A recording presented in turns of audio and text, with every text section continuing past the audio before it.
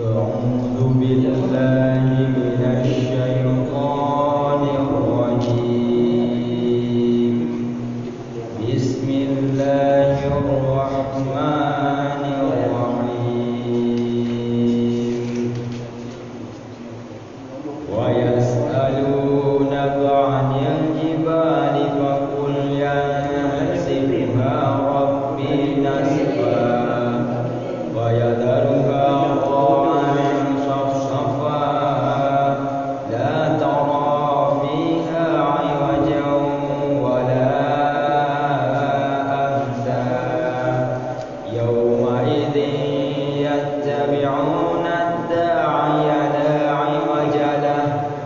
وخشعت الأصوات للرحمن فلا تسمع إلا همسا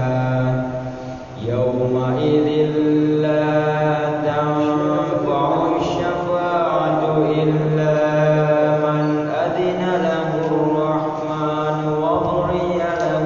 قولا إلا من أذن له الرحمن ورضي له قولا يعلم ما بين أيديهم وما خلفهم ولا يحيطون به علما وعنت الوجوه للحي القيوم وقد خاب من حمل ظلما ومن يعمل من الصالحات وهو مؤمن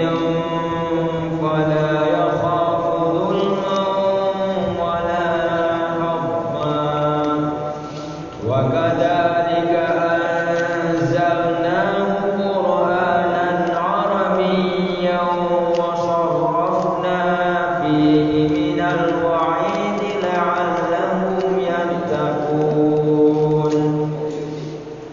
الوعيد لعلهم يتقون أو يحدث لهم ذكرا وتعالى الله الملك الحق ولا تعجل بالقرآن من قبل أن يقضى إليك وحيه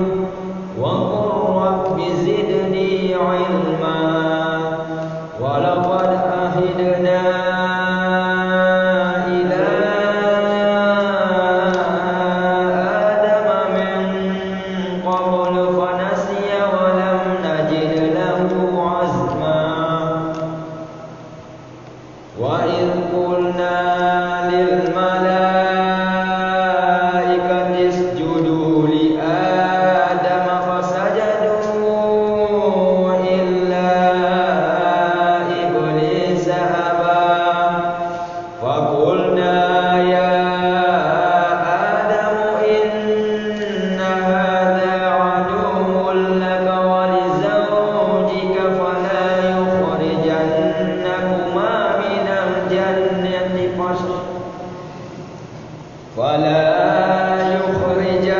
يخرجنكما من الجنة فتشقى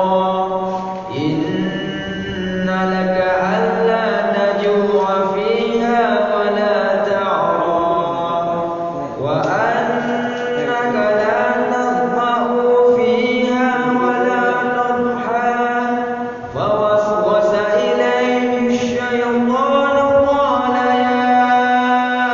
آدم هل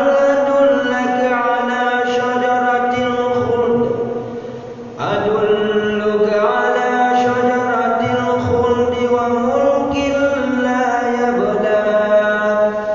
فأكلا منها فبدت لهما سوآتهما وطفقا يخصفان